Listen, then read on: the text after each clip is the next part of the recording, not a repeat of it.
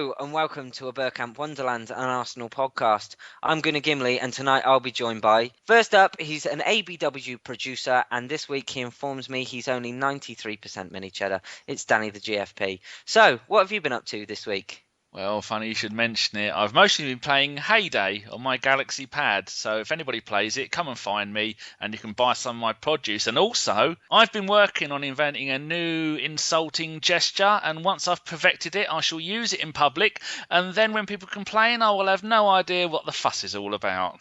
Like a twat. You are so cheap. What a fucking dickhead, though. Next up is a man that can only be described as the people's favourite. He's up all night to get blocky. It's Geoff Arsenal. Hello, Geoff. Evening, gentlemen. The people's favourite. I don't know about that, mate, honestly. Cool, you'll have to re-edit that. Do you know what? I wrote these notes before I knew FK was going to be on here. I was going to say, I thought you were going to introduce FK for a minute. Is he here tonight? I wonder. Oh, he might be. If the PMT still strikes strong in Gav. God, that was a mouthful. Hey. Right. Joining us from sunny Spain and probably off his nut on Jack Daniels, it's John, our angry Venezuelan. Hello, mate. Hello, fellas. How you doing? Good. Yeah, good. Not too bad, thank you. And yourself? Well, doing well. Helping Roselle hide the millions. Are you tanked up tonight? No, not tonight. It's only Thursday. Oh. That makes it sound like you have some kind of schedule for being a drunken bum. Absolutely. Right. Standing in at the last minute for Gav, who we understand he put in the WhatsApp group, he's got ladies' problems. We've got FK with us tonight. Hello, Mr. Chocolate Voice. Good evening. It's so good to be back. How are you? Yeah, we're good. I think it's nice to have you back. We've missed you. I've missed you guys too. It's been so long, and absence has made the heart grow fonder, so I'm back now. Very happy to be back. It has for Danny. He's got a semi. I'm a half-mast, ladies. Right. First up is analysis of Saturday's 2-0 win over Fulham. We'll head straight to FK, seeing as you're joining us, and hear what you had to make of the game. Well, really delighted that we won. I think we've had difficulties with Fulham at home in the past. In recent years, we've had some really frustrating draws. I think we started quite flat, really. The game wasn't... there was no sort of pace or tempo about it, and Fulham actually played all right.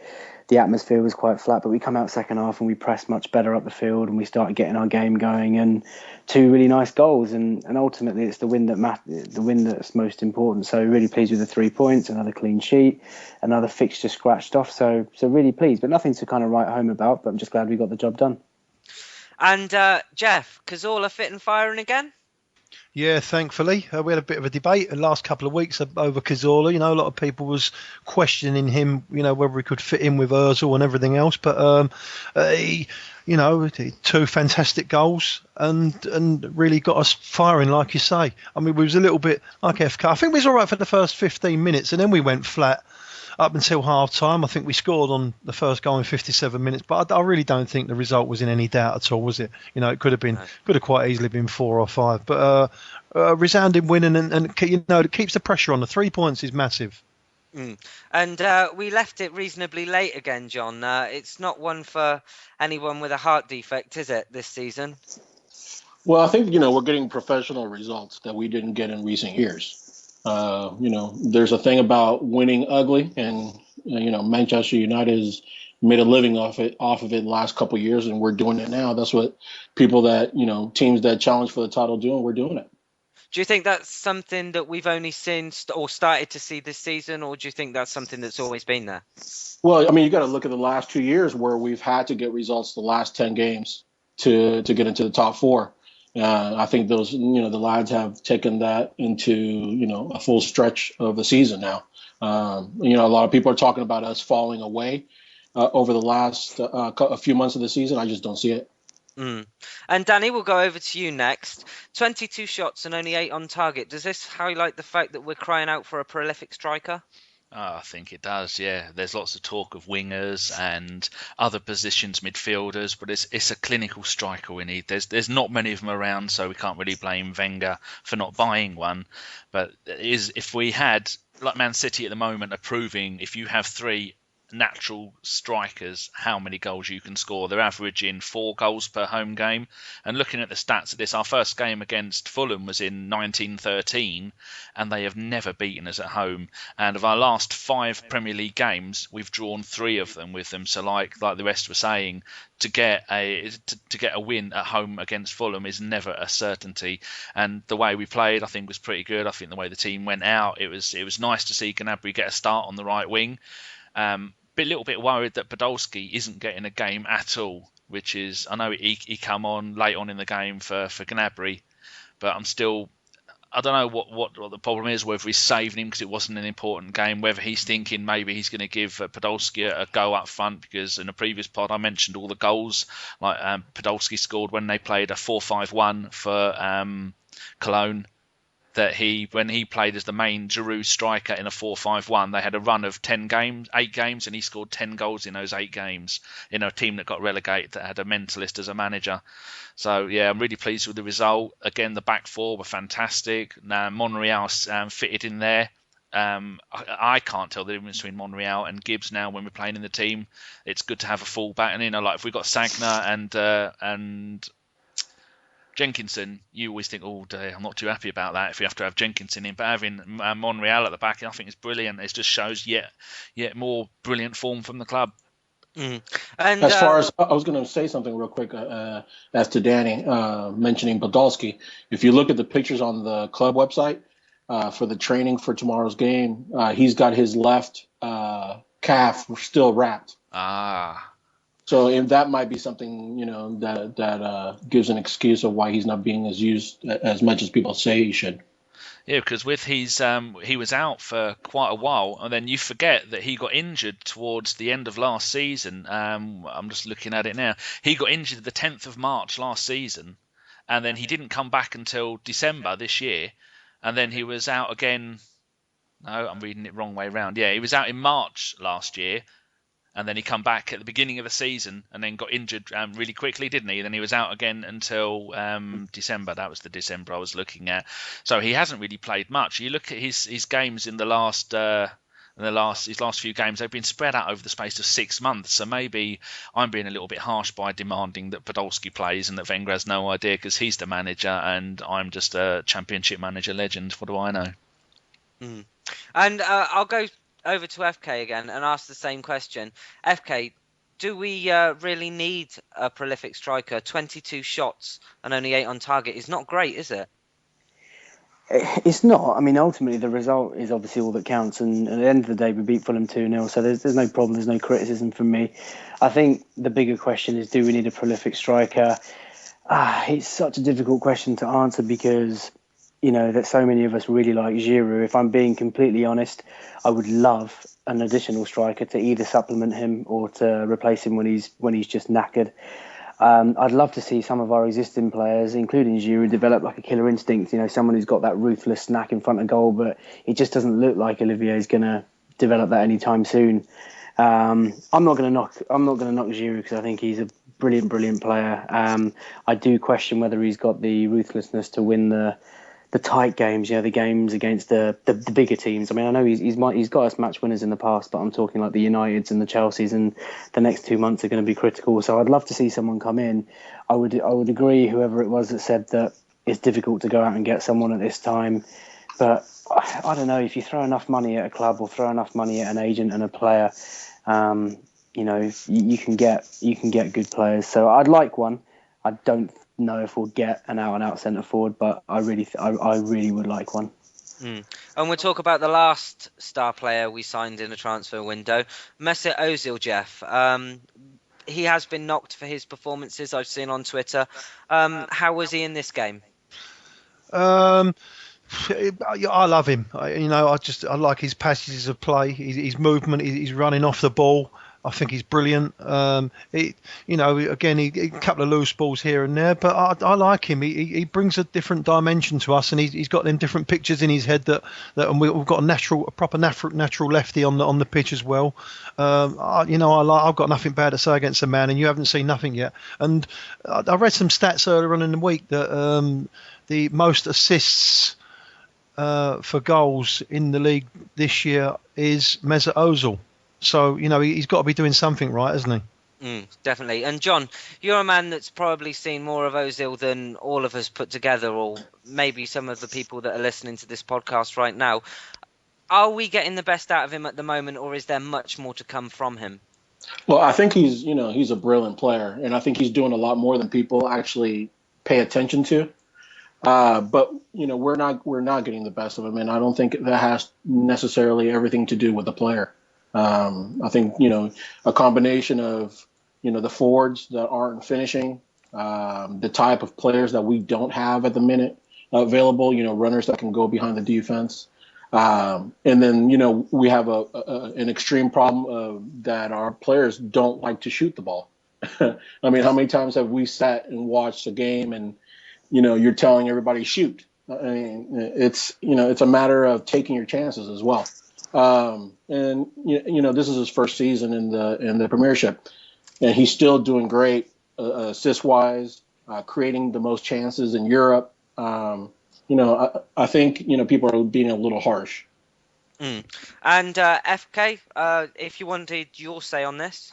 I think Ozil's a magnificent player. I don't think he's even got into third or fourth gear yet. I think he's just purring along, settled into the team, settling into the league, settling into a new style of play.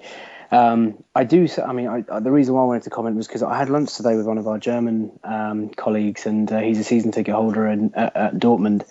And I was just curious to ask him, because we were talking about football, and I said to him, sometimes I can't believe when I see Ozil on the pitch, and I think, I can't believe he plays for Arsenal. And he said, you guys have got such a good player. And he said that in Germany, they think he's the best playmaker that Germany have had in the last 15, 20 years. And that's a big, big statement to make. That's not from me. That's from, my friend who's a German national who has a season ticket and watches Germany play all the time. And he's saying that he's the best playmaker he thinks they've had in the last 15 to 20 years. So I think he's that special. And I think he's just purring along. And when the team click, and I don't think we've peaked yet. I mean, I know City are smashing teams and tearing teams apart. I don't think we've actually been through such a patch yet. And I think when Ozil starts clicking with Cazorla and when Ramsey comes back, I think you're going to see a different machine, just a different beast. God, do you know what? I was just looking up at the stars there and just absolutely mesmerised by every word you said. Danny, you've got some stats for us. Yeah, just a few interesting percentage stats. Possession was 59% to us. Pass success rate, we had a 91%. Aerial success rate, 61%. Of our 22 shots that we had, 8 were on target, 7 off target, and 7 were blocked. Only 1 offside. No bookings, which was quite a rare thing. And man of the match was Santi Cazorla, and some places were giving him 10 out of 10. He had a 93% pass success rate and 113 touches and 5 shots. And just going on what FK was just saying, with our injuries and having the full team, we've got nearly everybody is going to be back soon. Ramsey is a fitness test for the weekend. Bentner maybe for tomorrow. Walcott, we know, is long term. And Arteta and Vermaelen maybe the weekend. So that means when those lot come back, the only players we'll have out injured is Diaby, who we're not missing because he's his career off. Sonogo, Sonogo, who we've not seen anything yet of, and poor old Theo. So they're the only 3 injuries we will hopefully have. And then, like FK was saying, once that team starts to gel with everybody on form, we're going to show Man City how we can do it. And I looked last night on Bet Victor, Arsenal are 28-1 to do the double, and I'm personally putting 20 quid on that. But to say about Sonogo, I think Arsene Wenger has come out within the last 24 hours and said that Sonogo is about a week away from joining the first team. Yeah, 8th of Feb, it's got down on here from his back injury. And a lot of people, like our friend John Nightack, who does the French Arsenal podcast, he says, like some of us know, during the Under-20 World Cup, there was 3 main players for France that were outstanding, and he was one of them. And on his day, he is superb, but unfortunately, he's injury prone. But he could be that little je ne sais quoi. He scored an overhead kick for quite similar to. Do anyone remember Trevor Sinclair for QPR? His bicycle kick he scored. I can't remember who it was against, but he scored one for the France Under-21s team. And if anyone's listening to this and wants just an idea of how good Sonogo is or can be when fully fit, go and YouTube that right now, because it's sublime. Was it slightly David Platt-esque against, I think it might have been Cameroon in the World Cup for England? I'm slightly nursing a semi just thinking about it. I'll shut up now, go on. Right. As I'm sure you're all aware, we have an FA Cup game at home to Coventry to talk about. For us, it would be easy to sit here and talk about formations and possible scorelines, but at heart, there's a much more important issue that we feel should be highlighted. Joining us now is David Johnson from Keep Coventry in Coventry, who's going to tell us all of what's going on. Over to you, Danny, with the questions. Cheers, Gim. Right, hello, David. First of all, I'd like to thank you for coming on the podcast, and I'd like to thanks for having me, Danny. That's good, and I'd like to thank you and your fellow Coventry City fans for Keith Houchin's diving header against Spurs in the 1987 FA Cup final. To this day, it still makes me smile. Were you at that game? I was almost right in line with where he was when he headed the goal, so just absolutely fabulous position to be in. One of the best goals ever scored at Wembley. For me, it was one of the best that had nothing to do with Arsenal, because they were such big favourites. And did Mabbott score an own goal, or was it? Gary Mabbott's knee has gone down in legend. in fact, you might not know, our fanzine was named Gary Mabbott's knee after that. Oh, and you didn't go to get into Europe, did you? Because of all robbed, like Wimbledon were robbed. Yeah, but there you go. We'd have probably got stuffed anyway. Right. As some of us Arsenal fans might know something about their whole situation at Coventry City are in at the moment, can you give us a quick rundown on how you ended up playing your home games about 30-ish miles away from Coventry in Northampton? Yeah, well, I'll try and make it brief. I'm not sure it's going to be quick because it's a long and tortuous story. But, we had probably a pretty financially stable club in the mid-90s. We went from that through the normal course of affairs, directors whose grand visions outweighed their common sense. And we had our own stadium at Highfield Road, and we ended up having to rent a stadium. Admittedly, it's magnificent 32,000-seater Ricoh Arena. But as well as that, there was a poorly negotiated lease because the directors were so indebted, or the club was so indebted, that they were in a weak negotiating position, and basically the club didn't get any of the non-football revenues out of that stadium. Although we moved in there 2005, by 2007 we were in such a parlous state that the administrators were just about to come in. And along comes what is now our current owners, a hedge fund called Sisu Capital based down in London. And they bought the club, and everyone thought, here's the knights in shining armour come to rescue us. But unfortunately, it didn't quite turn out that way.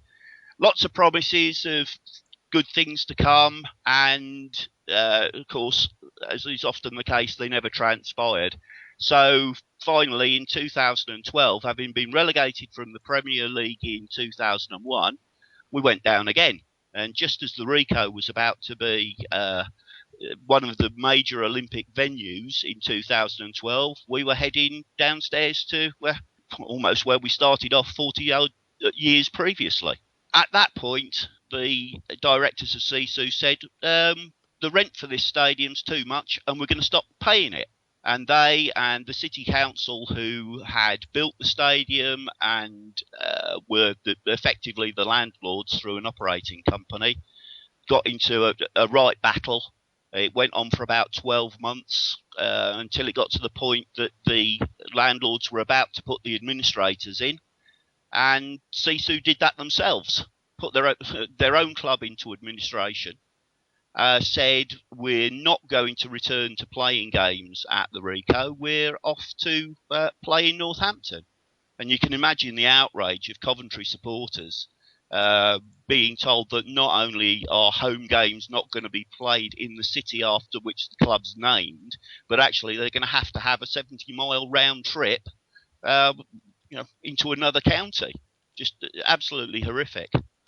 Yeah, because I noticed when I play a lot of Championship Manager or Football Manager, it's now called, and I noticed a couple of years ago that when I was looking to start a new game, you look for all the teams that are available, and you look through the details, and you see the amount of money that Coventry were paying to rent their ground compared to most teams, which is nothing. You thought, well, how can they succeed with that? So, what sort of attendances has it gone to, and are you down to the last season you played there? Yeah, it really dwindled. I mean, the Rico in the first season, we were doing pretty well. We were getting mid-20s. But go back to the Highfield Road days, we were probably averaging only about 20,000 there. So the first season in the Rico, in the Championship, attendances had improved. But unfortunately, the quality of the football wasn't that great. And as inevitably happens, attendances dwindle. So by the first season in League One, we were down to about 10,000 as an average. But compare that to what we're getting now with fans saying either they can't go because it's such a long journey, or in the majority of cases, they won't go because they're so mad at the owners for what's happened. And we're averaging about 2,000 at Sixfields. However, we're still getting some really good away attendances. We took around 7,000 to MK Dons back in November. Yeah, I was talking to Gimli about this yesterday when we were talking about the pod, that your fans are making a point of not going to home game. Well, it's not really home games, is it? What's officially classed as a home game. And you're taking massive amounts to away games. So it's probably doing all these other clubs a favour because you're helping them out financially. Yeah, well, considering tomorrow night is, Friday night, which isn't great. Yeah. It's on TV, which again you'd think would play down the attendance. We've taken 5,000 tickets, and honestly, we could have sold the other 3,000, but that's another story. So, in a nutshell, who would you say is to blame for the entire thing? Oh, I mean, basically, you could lay the blame at a number of doors. The owners, for definite, are probably public enemy number one. But, former directors before Sisu came along have got a big part to play. And for me, one of the biggest villains is the Football League, because they have abjectly failed to regulate this whole thing properly. When Sisu said we're going to move, the Football League just said, basically, okay then. And they asked for some guarantees about coming back within a 3 to 5 year period. But, to be honest, they're not worth the paper it's written on. So do you see your situation, for other people that may know, is it a little bit like the whole situation at Portsmouth, who are currently, I'm just looking, they are 2 places above relegation from relegation out of the league. Is it a similar kind of situation to it is with them? Well, I mean, Portsmouth, they've been through the pain several times, haven't they, with various sets of people doing them down, and the supporters there have had a rough time. But ours is slightly different because... at Portsmouth, they've now got this supporters involvement. We would love to have that and be in control of our own destiny. But, basically, Sisu have still got control of the club and will do so until they've had enough. And then what I fear is they will put the club into liquidation and we'll have to start from scratch again. The alternative is, and this is what we keep trying to put pressure on, that the City Council and Sisu actually sit down and come to a sensible deal. But the council don't want to sell the Rico. They say they can make money out of it with other things. They reckon one Bruce Springsteen concert made them more than a whole season of Coventry City playing at the Rico. And equally, Sisu's end game is to try and get a stadium that cost 113 million to build for peanuts. So there's no meeting of minds whatsoever, and I can see us actually probably still playing at Northampton in 5 years' time, and people will have just drifted away. You can already feel the passion going out of Coventry supporters. Geoff, was there something you wanted to ask? It's very difficult to work out exactly where Coventry City as a football club is going to end up and how you're going to get out of this trouble, isn't it, David? I mean, where do you think that where do you think they'll be in 10 years' time? As things stand, and I have good days and bad days on this, but as things stand, I don't think there will be a Coventry City in 10 years' time. I could see a situation where fans do basically what the AFC Wimbledon guys have done and start something up from scratch, because there really is no passion to go to Northampton. And I go and stand on what's called the Hill. There's an area at the back of the stadium, outside the stadium, where you can stand and you can see about half of the pitch. And there'll be a group of maybe anything between 20 and 100 of us there, depending what the weather's like. And inside the stadium, bearing in mind it only takes 7,000, but 2,000 people in a 7,000 stadium just echoes. It's horrible. There's no atmosphere. And people will just lose interest. The club will go. And what about the demonstration at tomorrow night's game, David? We understand you have something planned at certain minutes of the game. Yeah, that's right. Basically, it's what we're calling why and when. And on 35 minutes, which signifies the 35 miles from Coventry to Northampton, we're asking our supporters to hold up placards with the question why. And essentially that means, why are we in this situation and why are we playing in Northampton, not in Coventry? And then on 61 minutes, they'll hold up signs saying when, and the reference to 61 being when Jimmy Hill came to our club and took us then from the old third division up to the top flight. And so when will this insanity end, and when will we go back to the Rico? That was first all-seater stadium, wasn't it, David? It was, yeah. I mean, Jimmy Hill was a great innovator. He also had the first proper match day programme, a real good glossy job before other clubs did it. So, he's a tremendous guy. And unfortunately, he's not a well man these days. And is there anything that you require of our supporters? Because I know that people will be listening to this and they'll see you doing the demonstration. Is there anything you'd like us to do? Yeah, we would absolutely love it if, as Red Action have asked Arsenal fans to join in by applauding on those two moments. And I don't know what your stewards are like, but if they let you stand up and applaud, that would be even better. But just, create a bit of atmosphere with us. That would be tremendous. If you say the backing we've had from Arsenal supporters and the guys at Red Action have been absolutely amazing.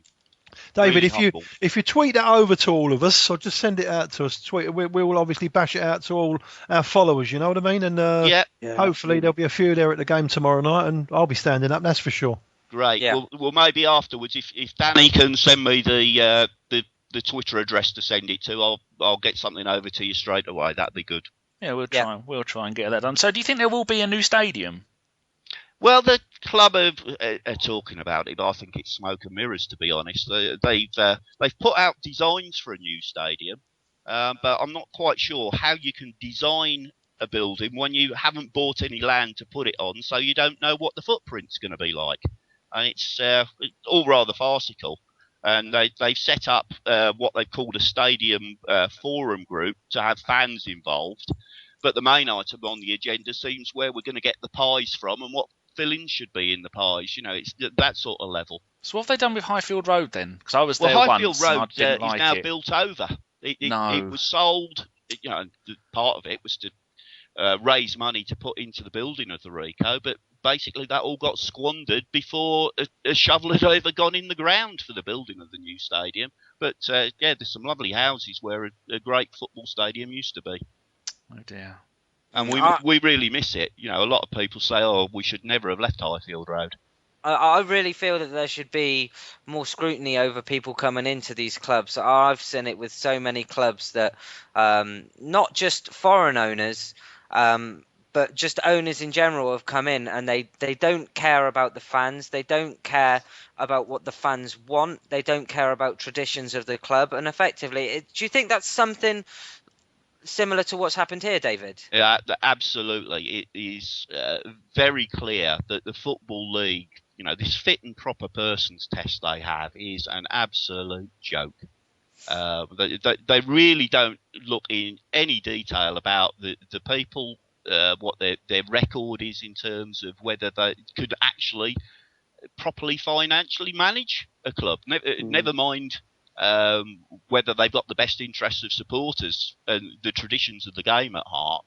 So one of the things that we're pushing for is to get the House of Commons Select Committee to reopen their inquiry into football governance generally and get them to use Coventry City as a case study for that. Because I'm not sure whether you're aware, just about 12 months ago, they issued an ultimatum to the Football League, to the FA, Premier League, etc., said, get your act together, put fans' interest higher up the agenda, as opposed to just obeying the commercial and other vested interests all the time. And if you don't do that within 12 months, we're going to legislate. Well, all of the stuff at Coventry, what's happening at Hull and Cardiff, that's all blown up in the meantime. And what have they done about those situations? Nothing. Oh dear, that's not very good. John, you said you got a question for David. Yeah, I started following Arsenal in '91, and one of the first matches that I watched highlights of was the 1-0 loss to Coventry City in the Rumbelows League Cup, if you guys remember that. Oh yeah. And they always gave us a tough go of things, through the mid '90s and everything. And what I wanted to ask was, how huge would that be for Coventry tomorrow to go in and give Arsenal a game? Do you think, these matches versus teams that you guys used to compete with on a regular basis can drum up support again and give some belief to the fan base? Yeah, well, I mean, we would love to go to the Emirates tomorrow night and do well. I want the players to go out there and do themselves proud, whatever the result. Show no fear. We know we're up against an absolutely fabulous side. I was going down the list of Arsenal players that I thought might give us a hard time, and I was struggling actually to leave anyone off the list. And I think the difference now between Coventry and Arsenal is an absolute gulf. Whereas, in the 90s, I think overall you'd say Arsenal would still be the better side week in, week out. But we always thought we're in with a chance of giving you a game and occasionally sneaking a win. Tomorrow, well, if we come out with a draw, I'll be absolutely made up about that. And then you can come to Northampton and you can see what a horrible place it is. I stress for people that live in Northampton, I don't mean the town, but the ground is just, it's awful. Well, I live near between Cambridge and Peterborough, so I've been to Northampton many, many times. It's not the most idyllic of places to spend any time. Yeah. It is sad. So, hey, David, FK here, one of the panel members. Obviously, delighted to have you on as a guest, but really sad to hear about what's going on. I mean, I would agree with everybody else's sentiments tonight. I mean, the memories of the clashes at Highfield Road over the years, and Peter Ndlove, Darren Huckabee, Dion Dublin, Mickey Quinn. I remember that hat trick he scored against us. I mean, that was all that heartbreak, and it's a travesty to see a club. I mean, to fall so much. I mean, I know you've already answered about the game tomorrow, but are you looking forward to it as a fan? I mean, obviously it's a chance to get back to come down and see the Arsenal and see Coventry at the biggest stadium and all that kind of stuff. But is there a sense of excitement despite all the doom and gloom that surrounds the club? I mean, therein hangs another tale of frustration, because although I'll be there coordinating our efforts, getting fans into the stadium with the placards and a few banners and stuff, I haven't actually got a ticket. And the reason for that is that the club used an allocation method which effectively meant that those of us that hadn't been attending home games were going to find it very difficult to get one, and particularly when they turned down the additional 3,000 allocation for the upper tier. So unless I can pick one up from a Coventry fan who's got one spare when they come to the ground tomorrow, I'm going down there to do the stuff for the campaign, but I'm not actually going to see the game. So if any of you can recommend a good pub near the ground that's got BT Sport on, I'll be very grateful. I'll be watching it on the internet. Yeah, we'll put a little tweet out. We'll put your Twitter name in there, and if everyone's got a ticket, let's see if they can help you out. Is there anything else you'd like to mention that you'd like to highlight before we move on a little bit? Yeah, well, I think in terms of the football, let's talk about the football, because you get too down and doomy and gloomy. One person I want to mention, and managers don't often get praised a lot, but Stephen Presley, obviously known as Elvis to his many adoring fans, he has done an absolutely fabulous job. Considering all the off-field distractions that are going on, and he's got little or no money to spend, and he's working with kids that, they're hardly out of the academy. He's worked absolute miracles in the most difficult circumstances. I almost hate saying this, but he's a guy that is destined for bigger and better things, and unfortunately, the odds are it won't be with us. But in the meantime, what a man! I remember him as a player with Rangers and Celtic. You didn't want to mess with him, did you?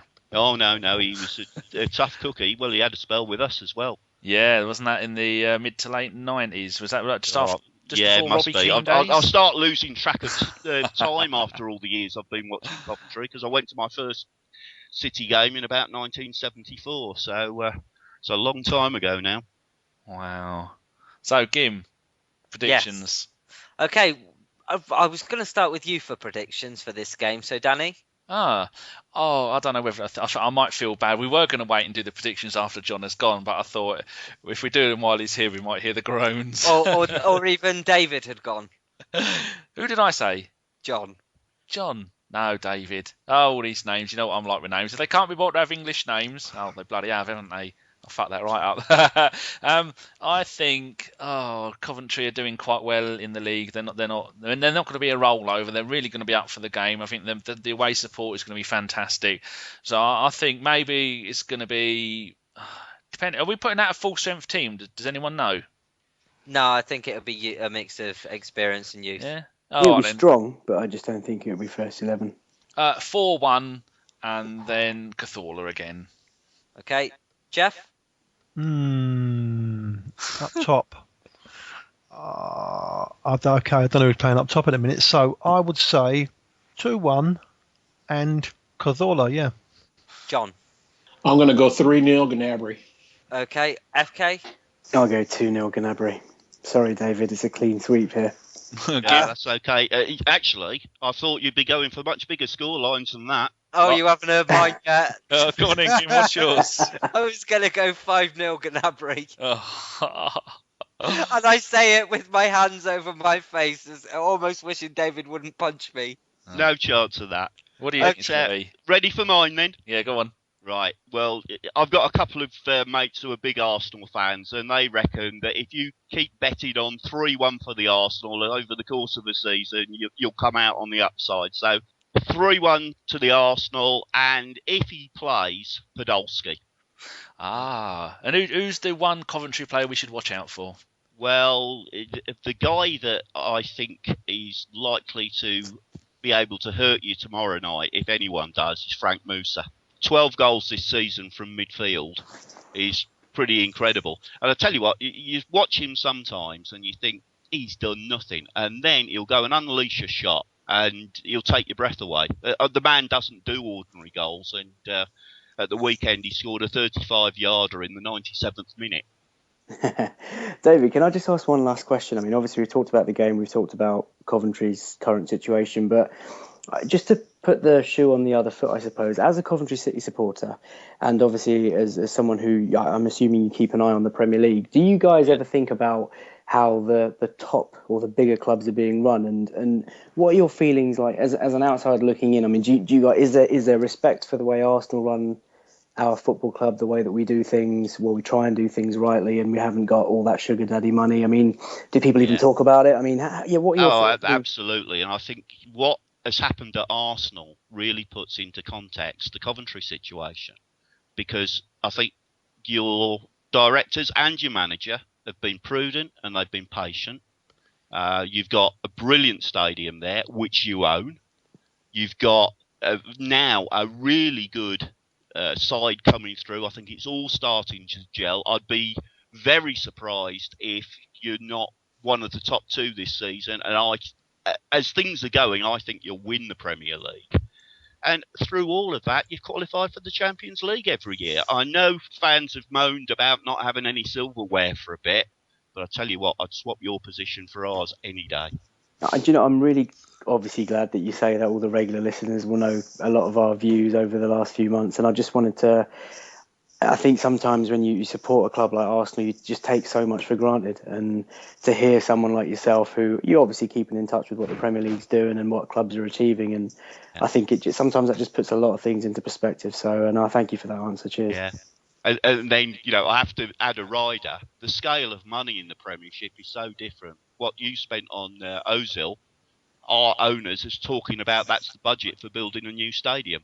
Oh, wow, it's incredible. So, you know, Think on that one, Arsenal fans. Oh, Yes. bloody hell. I'd like to thank you very much, David, for joining us tonight and explaining to us the plight of Coventry City. Thank you very much. Well, I'd like to thank all of you. I gather it's pretty unusual to have a non-Arsenal fan on the show, so I'm very grateful for you giving me the opportunity to explain a bit about what's going on, and I enjoyed it. And with all the best wishes for the rest of the season once tomorrow night's out the way. Oh, Absolutely. Yeah. Good luck to you and yours. Yeah. Likewise, Cheers, good luck. Cheers, Well, guys. David. And if you send me that Twitter address, I'll bung something over to you. All right. We'll try and see if we can arrange someone to get you a ticket for tomorrow. That'd be great if you could. All right, then. Cheers. Thanks, Thank you boys. very much. Bye Bye-bye. now. The main part of tonight's show was supposed to be Geoff versus Gav, but unfortunately, Gav was cried off with a headache, which could be premenstrual. In his absence, he is indeed. In his absence, we're going to debate the issue of Arsene Wenger amongst ourselves. So, boys, we'll start with a question. With rumours rife in the tabloids that Wenger will be offered a 3-year extension to his current contract, do we feel he deserves this contract, or even a new contract at all? Geoff? Well, you've got to be joking, haven't you? You know, but why? I mean, he's built his club for over the last 17 years since he's been here. There's no doubt about that. I mean, he's elevated us with, you know, with one of the top 5-6 teams in Europe. He's got to have another 3 years, and people speak about the money and everything else. I think he's still the second or third highest paid manager in the division at the moment. It's a no-brainer, mate. And the work that he's done for us, the work that he's going to do for us, will stand us in good stead for sure. And he's had the longest tenure of any Premier League manager at the moment. I think the only person that comes close to him is Pardew. Pardew? Pardew. Sorry, I couldn't resist. Oh, bless him. He's down with his monthly issues and you're taking a piss out the poor boy. I couldn't help it. Oh, we're going to have to edit this bit. I'm gone. I'm just completely gone. So, FK, I know you're what is quoted as an Arsene Wenger fanboy. But if we fail to buy anyone this January and we fail to win the league due to injuries or squad depth, is he to blame? I think he takes ultimate responsibility for the performance of the team. So I think if we didn't get close, I mean, if we let's say we drop now and we finish fourth, 20 points off the top team, and we crash out of the FA Cup next round tomorrow night against Coventry and we get spanked Bayern, and if he doesn't buy, then yeah, questions will have to be asked. Absolutely, we said that at the start of the season that last summer everything was in place for him to have no excuses but to compete. That said, I think we've done really well to get where we are today. Everybody's talking about City as being the team, tearing teams apart, smashing goals in left, right, and centre, smashing 3 or 4 in a week at home. But we're on top of them, so the team above them have to be something special, and I think we've done really well to be there.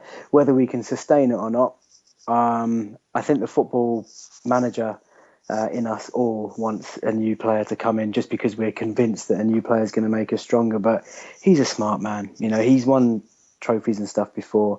He will know whether this squad is capable of putting a run together.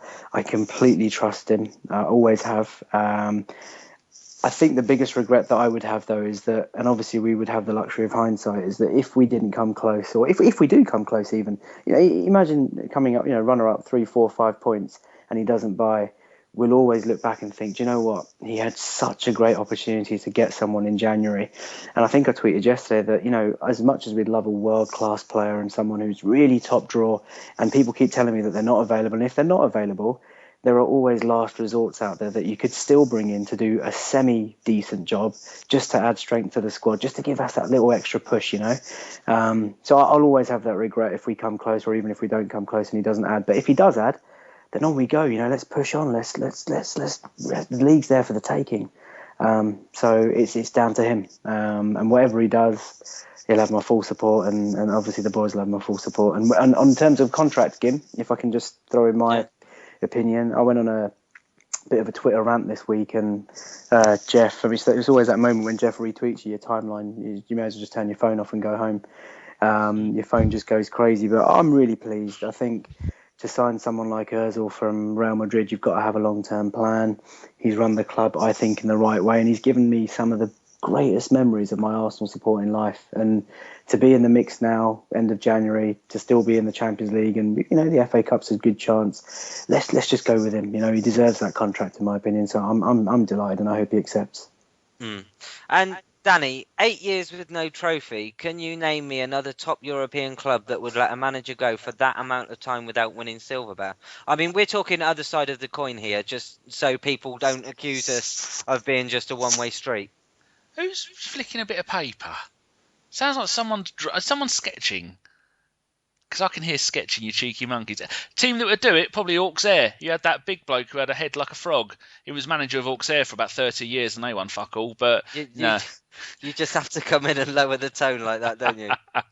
Well, in the summer, we were talking about, do we give Wenger one more season? And I said yes. It looks like he's got some players in. He looks like he's deserving of another. You can't have all these years with him and all these trophies and not give him another year. And now I would say give him another 2 or 3 years. But we all have to remember what Geoff said in the summer. 2015 is going to be our year. Geoff knows. That's all I've got to say. Okay, we'll close this with John then. Is there anything? How do you feel on this one?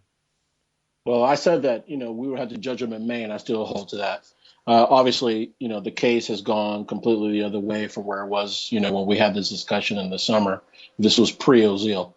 Also, today there was some tweets from a guy on Twitter, Arsenal Germany 1, where he translated an article from a German magazine that said that the self-imposed budget during the Emirates years, had the club, wasn't induced just solely for the Emirates Stadium, that Arsenal were pretty bad off, and that the way business was done was in light of the monetary crisis at the club and the Emirates Stadium build. It's some interesting. I don't know if there's any validity to it, but it was printed in the this German magazine, and it alludes to the research done for the Dennis Bergkamp book. So if you want to go over to Arsenal Germany 1, read those tweets.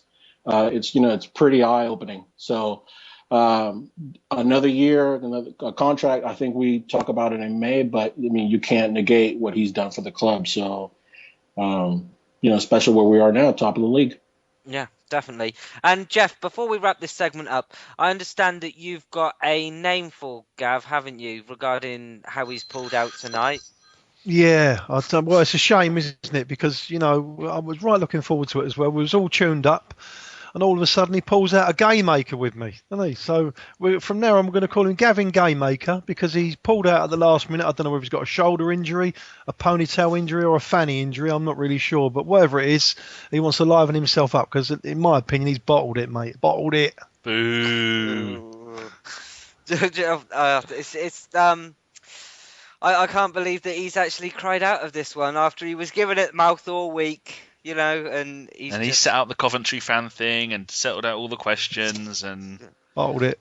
Rewritten tonight's notes probably 3 or 4 times.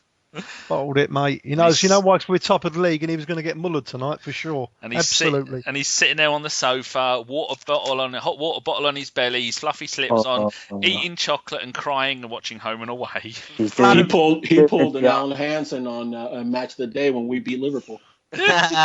He's got a cold flannel all over his forehead. Oh, bless him. Bless Gav. The power of Geoff. The chopstick. We'll move on then. Is there any other news? I know, Danny, you had a little bit regarding the Arsenal this week, didn't you?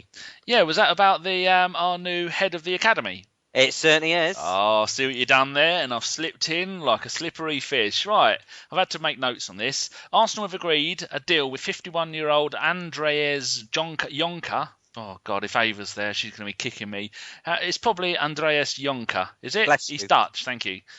Woudenstaden, who is coming to be the new head of the academy as Liam Brady left last summer. Now, we all thought, well, I think we've talked about this a few times, who do we need there? And I think we all come up with some ideas.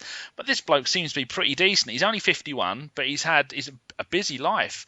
He spent his entire career playing in Holland for teams that we probably haven't heard of. I've heard of a couple of them, but FC Puppenstaden. That's it. Nothing major. And then he's been he's been assistant manager to Louis van Gaal at Barcelona and I think Bayern Munich. He's been the assistant manager at Willem. What's Dutch for two? Whatever that is. Willem Dutch for two. Huh? Zwei. Oh, Willem Zwei. That's German. Oh shit! Yeah, sorry. Fucking hell. Sorry, Ava. And also the assistant manager at Volendam. Oh, fucking hell. If they can't have English names. And is currently the Wolfsburg assistant manager, so he's agreed to join us in the summer, which is very nice of him. He has also worked for the Dutch FA in 2 stints, covering 11 years working with the youths. And I think that was in the late 90s and early noughties. He had one stint away from them. And you know the players that have come through the Dutch FA in that length of time, some quality ones. He's also been manager of Volendam, MVV, and Willem II. Because if FK did a German one, I'm going to do a French one.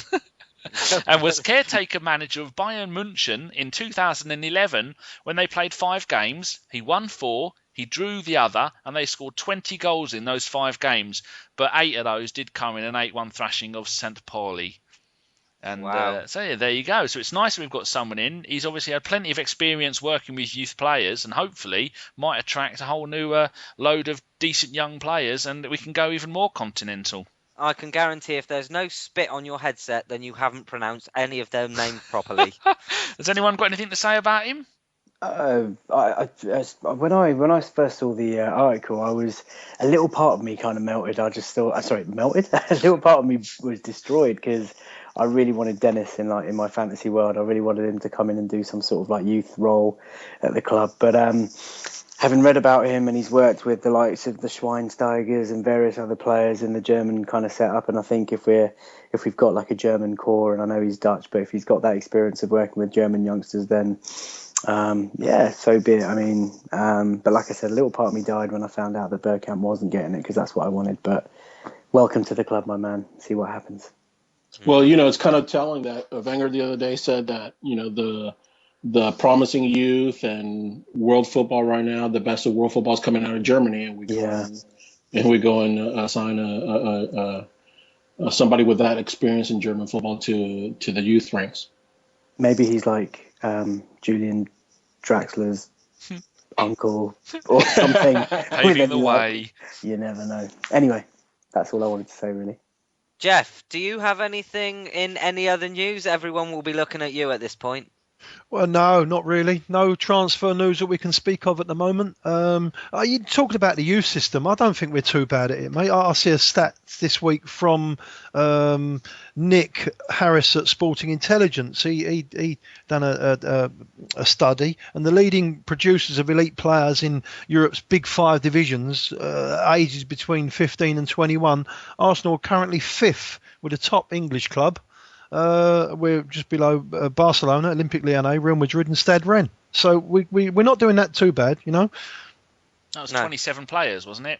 I mean, 20 that between us and the ones that have gone that are still playing top flight football.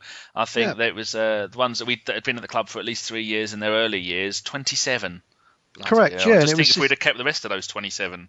Yeah, we've got 10 homegrown players still at the club. We've got 17 that are still playing top flight football. Yeah, 27 in total. It's fantastic. So the youth setup can't be that bad, and I'm sure that it'll only get better, won't it?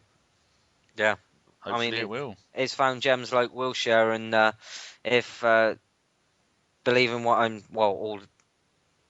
I'm hearing, Zelalem is supposed to be also another top product. Don't say top. I'm banning that. I'm banning that with Interlal. It's banned forever. You got to have a good look at Danny Crowley, mate. He's different class. If he can just bulk up a little bit, his quality on the ball is honestly, it's surreal. Have a look at it. Do you think tomorrow is way too soon for someone like Crowley? I know he's injured at the moment, isn't he? But do you think he would have even been in Arsene's plans, Geoff?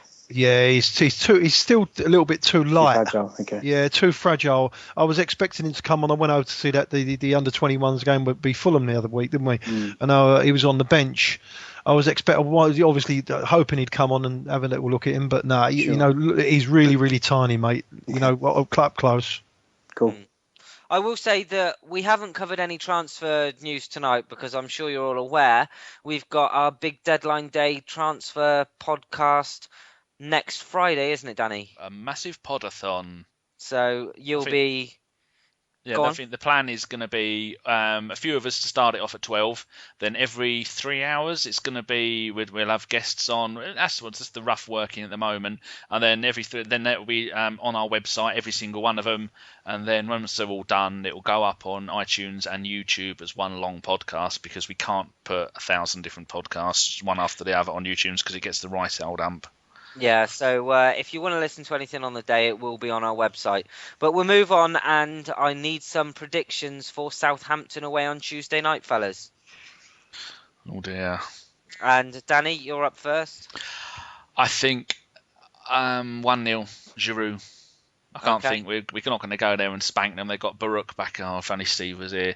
Baruch back in goal, and they're playing well. They've got a decent back line, plus they're playing at home. So yeah, I'd be happy with a 1-0 Giroud. Geoff? I think it'll be tough, but I think we'll beat them 2-1. We'll have too much for them. 2-1, Oliver Giroud. Oh, you fucker. It's you that's done it to me this week. I was going to do that. I was going to... See, and it's normally you that does it on other weeks. Oh, we can all have the same result, mate. It don't matter. See what you do, Gim? You go to yourself first, you fucking idiot. As game plan, that suits me if we all have the same thing, because I've won at the end of the season by 7. So you carry on following me, mate. That's all right. But Gim, if you're hosting it, Gim, why don't you say start the predictions and I'll go first? Then no one can fucking copy you. No, you can piss off. I'm going to change Giroud to Ozil. FK? Okay, I'm going to go... Is that your sex noise again? That's twice we've heard that tonight. I'm going to go, just to be different to Geoff, and I'm playing catch-up, I'll go 3-1 Arsenal, and I will go with Giroud for the first goal. Okay, John? Sneaky. I'm going to go 2-1, which is what I had in mind before. Fucker. And I'm going to change it to, fuck's sakes, Wilshere. Okay. I'm going different score and player. I'm going to go 2-0 with the first player scoring being Ozil.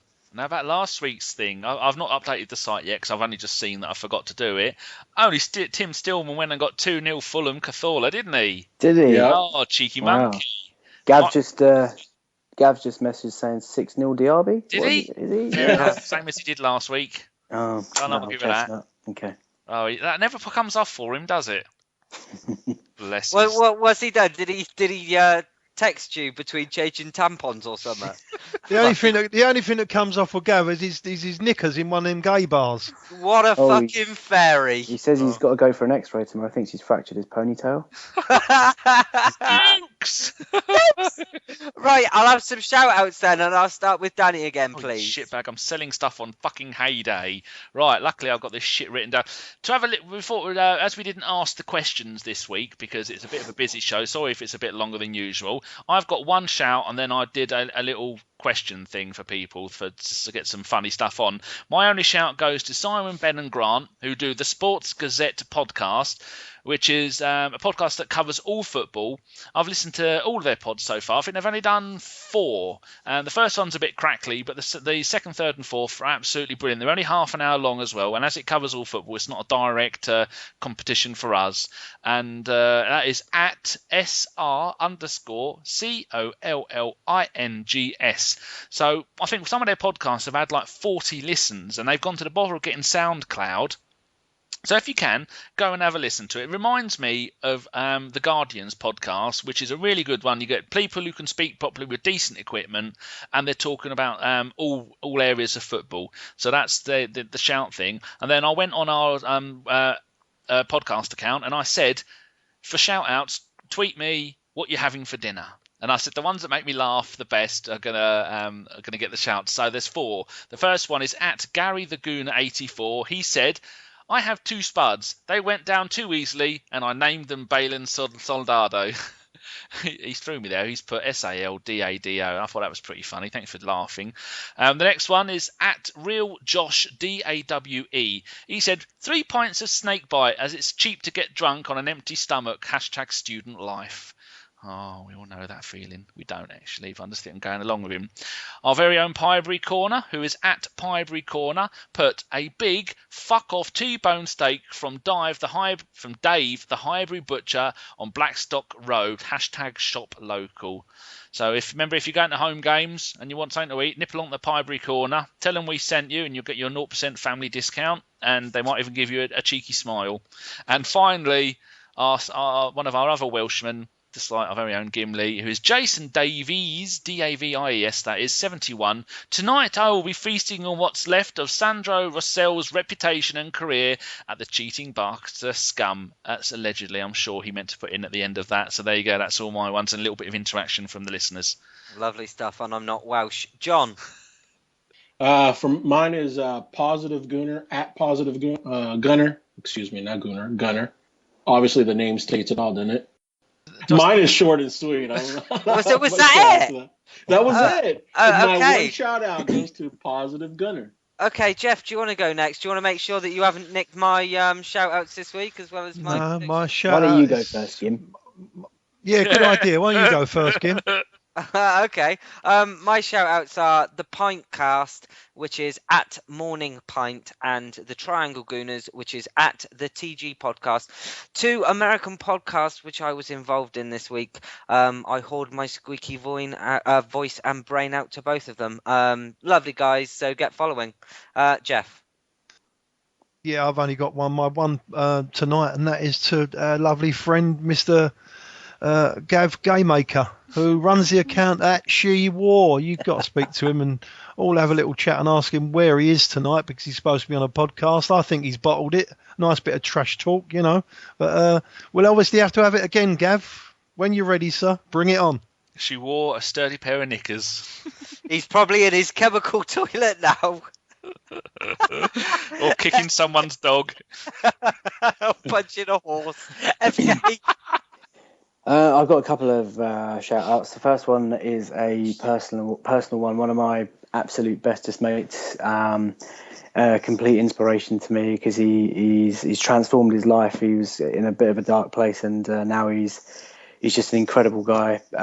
His name's Mark Bolton. Is at Boltsmark, which is BOLTSMARK.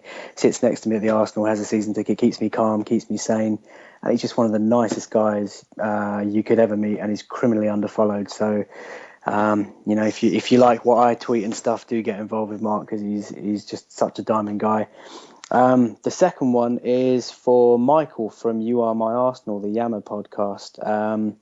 He came over from America this week for work. A lot of you will follow him on Twitter, I'm sure. But he actually went to the Emirates for the first time. I managed to get him a ticket, and he came down, and I just met him, and he's just a humble, down-to-earth, really passionate Arsenal man. And it was his first time at the ground, and it was just a great day. And so, Michael, really enjoyed being on your pod and really enjoyed your company, and just a shout-out to him. So he is at You Are My Arsenal.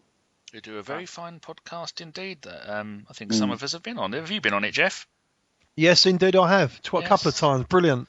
It is. He does the best Arsenal podcast monologue. Sometimes a 15 minutes of him, and you can hear how passionate he is about it, but he never listens to ours, so he can bite me. Yeah. We had an argument this week. Someone said we should all the podcasts should get together. And then someone said about being a host, and he said it should be a penalty shootout. And he said that he'd probably win because English people never score penalties. But I would like to point out that the Americans will probably never even make it to the final anyway.